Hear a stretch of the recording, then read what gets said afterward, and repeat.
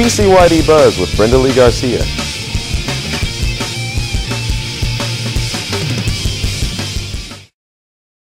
Hi, this is Brenda Lee Garcia with the BCYD Buzz. Today we're going to be talking to Clifton Walker. He's the director for the House Democratic Campaign Committee.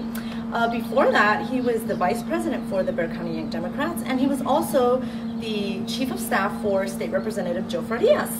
So Clifton, come on in and tell us a little bit about what you're doing for the HDCC and things that we should be concerned about.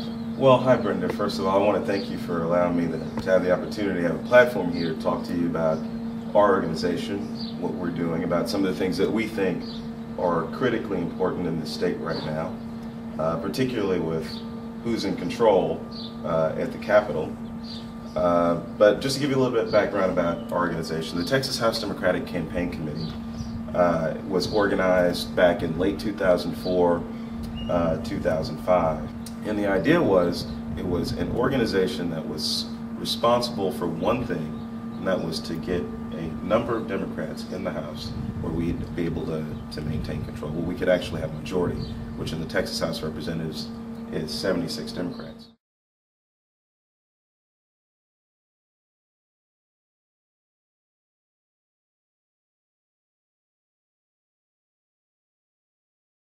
Well, I can tell you that the single most important thing that we are talking about right now, that we are looking at right now, is this budget. 2003 compared to 2010 was a cakewalk. Really? So just to give you a basic idea as to what we're looking at, and some of this is due to the recession, of course, but because of the tax swap, the property tax swap in 2006, where we had some school finance issues that the state had to look at, and we had to figure out a new way to bring down our over-reliance on property taxes and introduce more funding for schools.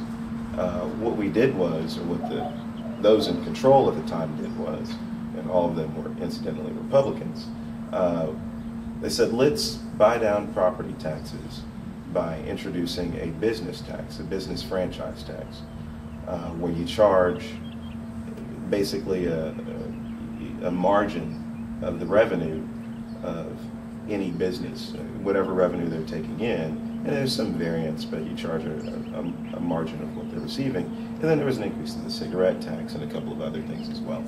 But those tax increases did not account for the revenue that we lost by offering property tax reductions. Okay. So now we have a built-in gap, which has grown to $10 billion. $10 billion, and let me give you another number. Public schools, and that's why I think it's important that we're here at an elementary school today, public schools are going to see a drop in funding, according to the House budget, of $9.8 billion, another $10 billion. So the built-in shortfall that those in control gave us is equivalent to the cuts in public education. And it's easy to throw out a number, $10 billion, what does that mean? We're talking about 100,000 local school district officials, local school district employees being laid off. And how did 100,000 layoffs? What does that mean to our local economy? What's the effect on the private sector? Well, Ray Perryman, who's a respected economist on both sides of the aisle, has said, with every job that we lose in the public sector, we're looking at 1.5 job losses in the private sector. So imagine, we're in the middle of or the tail end, depending on who you consult with, of one of the worst recessions that we face in generations. And imagine over the course of 2 years sucking out 250,000 jobs from a struggling Texas economy.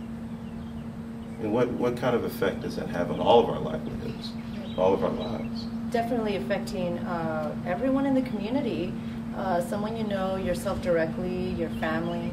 Definitely something that people need to be aware of. Right, exactly, and it's not just the top line education cut, the $10 billion that we're looking at. We also lose $104 million in pre-K grants. to give kids full-day pre-K. So of the 190,000 kids in Texas who get it, 100,000 of them would be eliminated from full-day pre-K.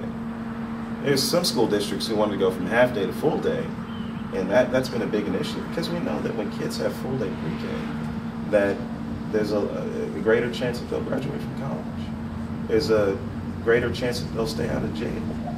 You know, they will contribute more economically to society, ultimately to the tax kitty in the long term by a modest investment on the front end.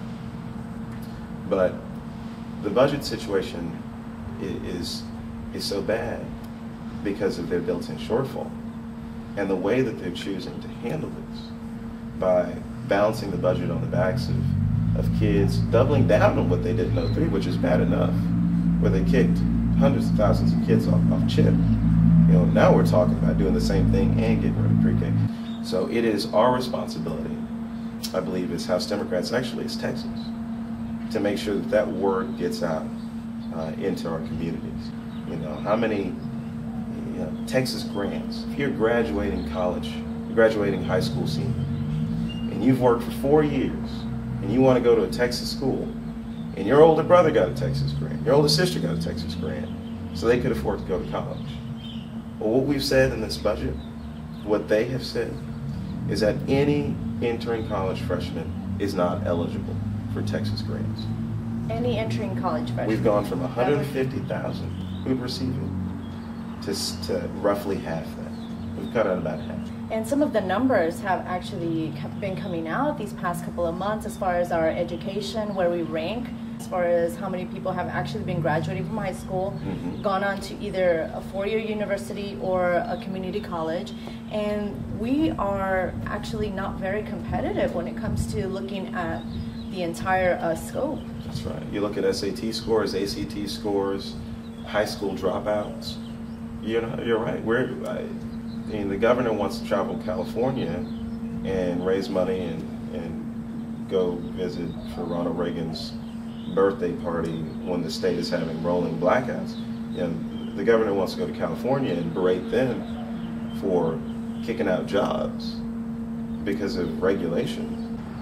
So it just boggles the mind that we're going to make, that these guys are poised to making some of the biggest cuts that we've seen in ages. You're looking at thousands of layoffs in school districts. And it's important that people remember it's all because of Republican mismanagement of our finances. Speak up now and visit again texashdcc.com, and we have ways that you can get involved and get your voice heard. And that's your BCYD Buzz. This has been a broadcast of the Bexar County Young Democrats. For inquiries or donations, please visit BexarCountyYoungDems.com.